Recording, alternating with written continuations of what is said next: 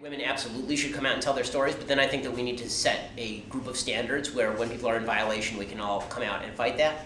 And I think that we need less vague virtue signaling from people in general on Twitter and more actual measures that we can take to help things along. So I think that hashtag #MeToo, for example, I think it's good that people should be aware of sexual harassment, obviously. And I think that, I wrote a whole piece about this today. I think that if you are, and I think that men should be aware that they should not touch women inappropriately in the workplace and should be aware of their own actions. But I think that it is also imperative that if we're going to get anywhere beyond that, we're going to have to talk about inculcating in men actual virtue, and we're going to have to talk about whether some of the starlets in Hollywood ought to come out and start naming names, because it's very difficult for us to come out and fight the bad guys if you won't tell us who the bad guys are. And I'm specifically saying starlets and not up-and-comers, because starlets have power. Like Jennifer Lawrence is the most powerful person in Hollywood right now. If Jennifer Lawrence comes out and names somebody, then we can all jump on board and we can decide whether or not this person ought to be prosecuted.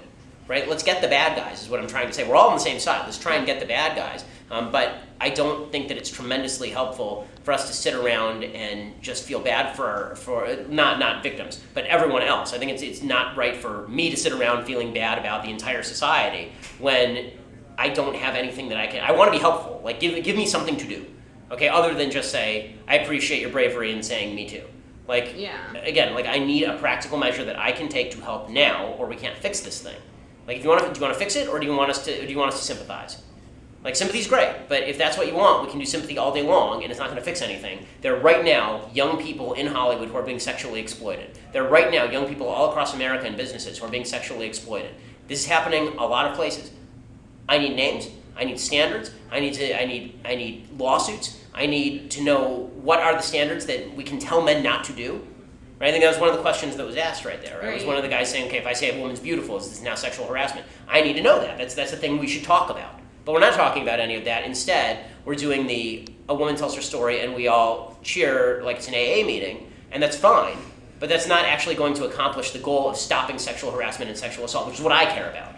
I mean, do you think it's like a good starting point? Because I think a big barrier to combating sexual assault is getting people to talk about it and getting women to come forward with their stories. So I think that women have been coming forward with their stories for quite a while now. I don't think this is anything groundbreaking. I think that there's a lot of it in like a week, but I don't think that this is anything new. I mean, we've been talking about rape culture on campuses for years at this point, right? We've been talking about rape culture more broadly in the United States for years.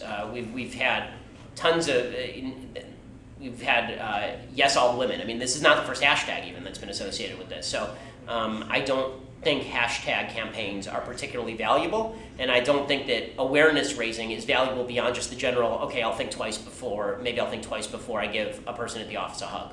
Yeah. Right? Like, beyond that, it's hard to think, like, what rapist is going to be, put off by this. Would Harvey Weinstein be put off by this? Harvey Weinstein is making movies about why rape is bad, right? Like, like if somebody's a real sexual harasser, are they going to be put off by the Me Too campaign?